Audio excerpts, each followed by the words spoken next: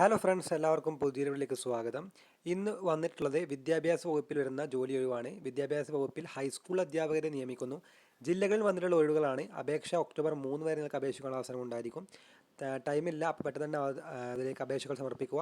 കൂടുതൽ വിവരങ്ങൾക്കായിട്ട് വീഡിയോ അവസാനം വരെ കാണാൻ ശ്രമിക്കുക. നിങ്ങൾ ആദ്യമായിട്ടാണ് ചാനൽ കാണുന്നത്, ചാനൽ സബ്സ്ക്രൈബ് ചെയ്യുക, നിങ്ങൾ കൂട്ടുകാർക്ക് ഷെയർ ചെയ്യുക. Let's start the video. അപ്പോൾ ഫ്രണ്ട്സ്, വിദ്യാഭ്യാസ വകുപ്പിന് കീഴിൽ വരുന്ന വിവിധ വിഷയങ്ങളിലായിട്ട് അധ്യാപകരെ നിയമിക്കുന്നു. വിവിധ സംവരണ വിഭാഗക്കാർക്കായിട്ട് സ്പെഷ്യൽ റിക്രൂട്ട്മെൻറ്റാണ് വിളിച്ചിട്ടുള്ളത്. കേരള PSC മുഖേനയാണ് സ്ഥിര നിയമനമാണിത്.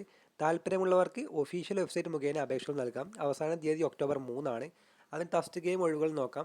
കേരള PSCക്ക് സംസ്ഥാനത്തെ വിവിധ ഹൈസ്കൂളുകളിലേക്ക് നടത്തുന്ന teacher recruitment LC, SUCN, SC, OBC, Hindu Nadar, ST വിഭാഗക്കാർക്ക് ഒഴിവുണ്ട്. ഗണിതം, അറബിക്ക്, മലയാളം വിഷയങ്ങളിലാണ് ഒഴിവുള്ളത്.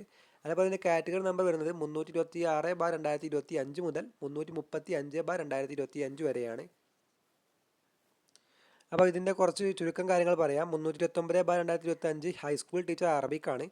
അതേപോലെ NC, OBC ഉണ്ട്, SC ഉണ്ട്, ഹിന്ദു നാടാറുണ്ട്, അതേപോലെ SC ST ഉണ്ട്. അതൊക്കെ വിവിധമായിട്ടുള്ള കാറ്റഗറി നമ്പറിലാണ് അടങ്ങിയിട്ടുള്ളത്. തീർച്ചയായിട്ടും നിങ്ങൾക്ക് അത് യോഗ്യതയുണ്ടെന്ന് തീർച്ചയായും ചെക്ക് ചെയ്യുക.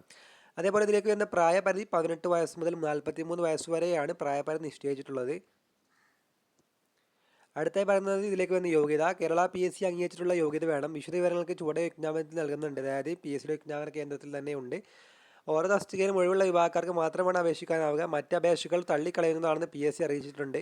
അപേക്ഷിക്കേണ്ട വിധം നിങ്ങളുടെ ഒഫീഷ്യലായിട്ടുള്ള നിങ്ങളുടെ പേജ് മുഖേന തന്നെയാണ് അപേക്ഷകൾ സമർപ്പിക്കേണ്ടത്. കാറ്റഗറി നമ്പർ ഓർമ്മയിൽ വയ്ക്കുക. അപ്പോൾ നിങ്ങൾക്ക് വീഡിയോ ഉപകാരപ്പെടുന്ന കരുതുന്നു. അടുത്തൊരു വീഡിയോ ആയിട്ട് വീണ്ടും കാണാം. Good bye.